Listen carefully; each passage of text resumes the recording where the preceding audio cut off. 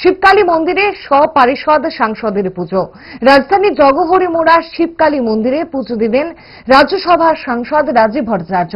সাংসদের পুজো মুহূর্তে সঙ্গী ছিলেন বিজেপির পশ্চিম জেলা সভাপতি অসীম ভট্টাচার্য সহ অন্যান্য দলীয় নেতৃত্ব। পুজো আর্চা করার পাশাপাশি স্থানীয় মানুষের সঙ্গেও মত বিনিময় করেন। এই কর্মসূচি সম্পর্কে সংবাদ মাধ্যমের সামনে কথা বলতে গিয়ে সাংসদ রাজীব ভট্টাচার্য জানান,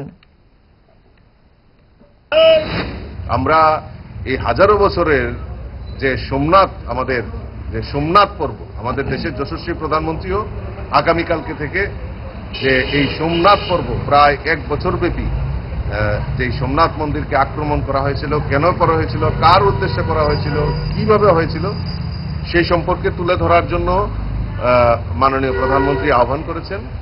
আর আমরাও আমাদের ভারতীয় জনতা পার্টির এবং আমাদের যারা নির্বাচিত জনপ্রতিনিধি প্রত্যেকে মিলে আমরা এই আজকের দিনটি আমরা বিভিন্ন যেখানে আমাদের শিব মন্দির রয়েছে সেখানে আমরা পূজা অর্চনা করছি এবং এই যে 1000 বছর আগে যে ঘটে যাওয়া ঘটনা এটা মানুষের সামনে তুলে ধরার জন্যই আমরা এই ভিন্ন কর্মসূচি আমরা বাস্তবায়ন করছি।